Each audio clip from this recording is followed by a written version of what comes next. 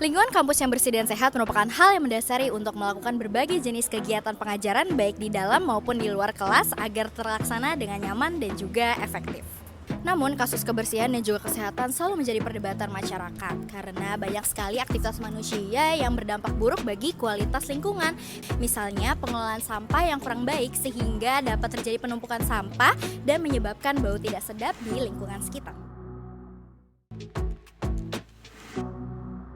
Ditambah lagi, kepedulian dan kesadaran masyarakat terhadap kesehatan dan kebersihan lingkungan sekitar masih kurang. Contohnya, masih banyak masyarakat yang merokok di lingkungan umum dan bukan smoking area dan menimbulkan banyak perokok pasif dan mereka akan lebih rentan terkena berbagai penyakit. Melihat kondisi di atas, maka peran pemimpin Badan Eksekutif Mahasiswa BEM Fikes harus menjadi pionir untuk menggerakkan kesadaran dan kepedulian mahasiswa Fikes agar hal-hal tersebut tidak terjadi lagi di lingkungan kampus ini.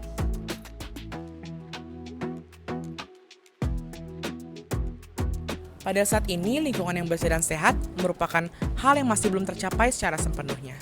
Hal ini terjadi karena masyarakat pada lingkungan sekitar masih kurang peduli untuk menjaga kebersihan dan kesehatan di lingkungan sekitar.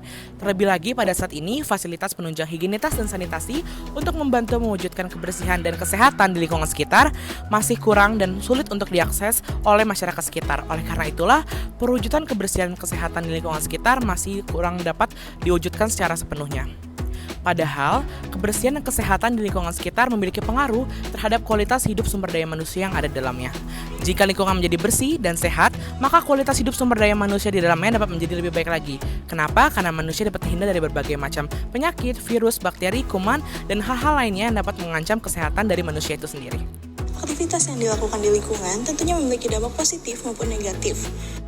Kegiatan positif yang dilakukan di rumah tangga seperti memasak juga dapat memiliki dampak negatif terhadap lingkungan. Makanan sisa yang tidak habis digunakan akan dibuat tumpukan sampah di sekitar rumah dan mengakibatkan tumpukan sampah yang tidak langsung diambil oleh petugas kebersihan. Hal ini menyebabkan cemaran lingkungan seperti bau yang tidak sedap yang dapat menyebabkan lalat berdatangan. Kurangnya fasilitas sanitasi dan higienitas tentunya memiliki dampak kesehatan terhadap masyarakat di lingkungan sekitar karena fasilitas sanitasi dan higienitas merupakan salah satu penyokong terhadap kesehatan masyarakat di lingkungan sekitar.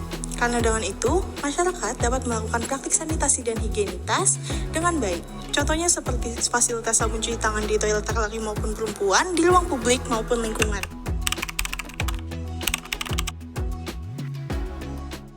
Kalau untuk pemimpin apakah berpengaruh? Pasti berpengaruh. Karena selayaknya pemimpin apapun dia, dimanapun dia, kalau misalnya dia jadi pemimpin, dia akan jadi contoh untuk orang-orang yang dia pimpin.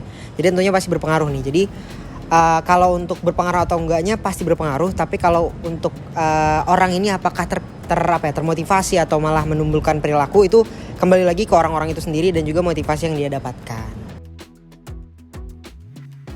Oke, kalau sehat dan bersih ya, kalau misalnya sehat dan bersih kita sinonimkan dengan kenyamanan, itu pasti ada, tapi bukan bentuknya program kerja, tapi lebih ke fungsional. Jadi BEM Fikes UPN Veteran Jakarta itu ada salah satu biro namanya Kesmat, Vokasi Kesejahteraan Mahasiswa. Itu adalah salah satu job desk-nya mengaspirasikan aspirasi-aspirasi dari mahasiswa kampus, dan salah satunya adalah terkait kenyamanan.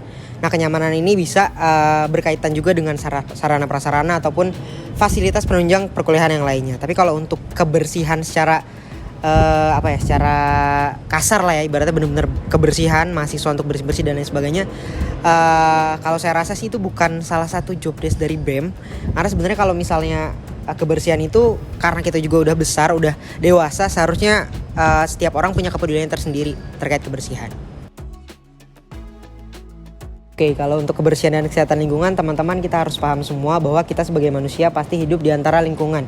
Kita adalah bagian dari lingkungan. Kalau misalnya lingkungan kita sendiri itu rusak, lingkungan kita sendiri itu tidak sehat, lingkungan kita sendiri itu tidak optimal, kitanya juga jadi akan tidak optimal. Kita nggak bisa produktif, kita nggak bisa efektif dalam berkehidupan. Jadi sepantasnya, selayaknya kita sebagai manusia, bukan cuma sebagai mahasiswa, itu tetap harus menjaga kesehatan lingkungan dan juga kebersihan itu sendiri.